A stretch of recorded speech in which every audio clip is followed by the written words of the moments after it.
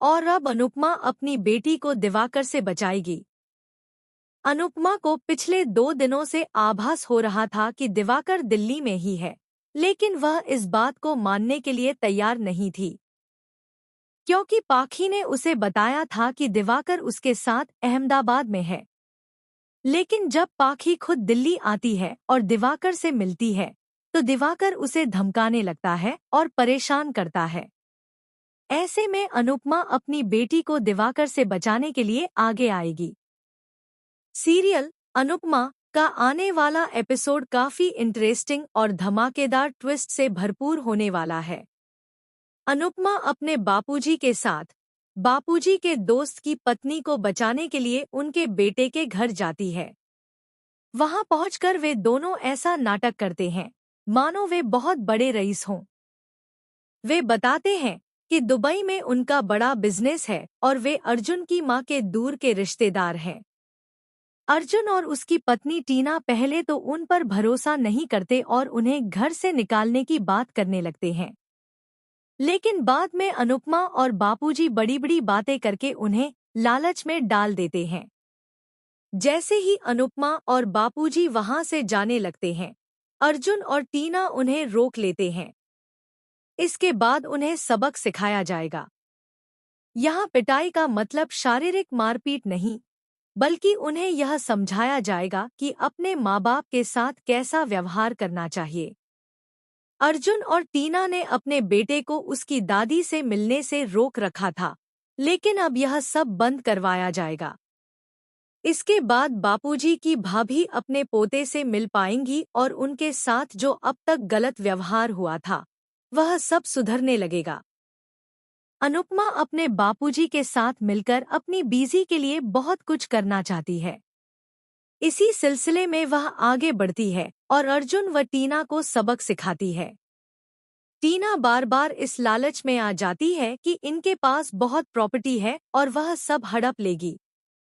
इसी लालच में वह उनकी हर बात मानने लगती है और उनके सामने अच्छे व्यवहार का दिखावा करती है।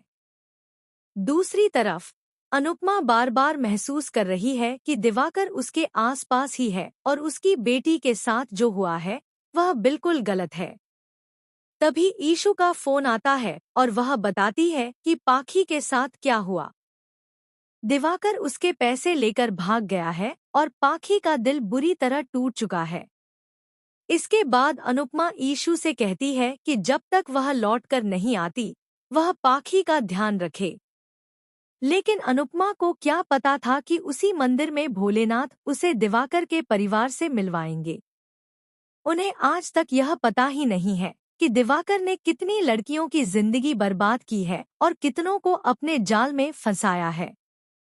पाखी भी उसी का एक शिकार बन चुकी है।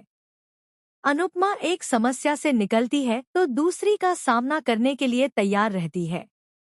यह कहानी अभी लंबी चलने वाली है, क्योंकि दिल्ली से अनुपमा इतनी जल्दी लौटने वाली नहीं है।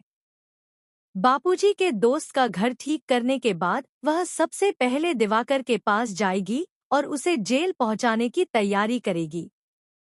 साथ ही पाखी को भी बचाएगी। लेकिन बड़ा सवाल यह है कि क्या पाखी अनुपमा के इतना सब कुछ करने के बाद भी उसकी कद्र करेगी? क्या वह अनुपमा की इज्जत करेगी?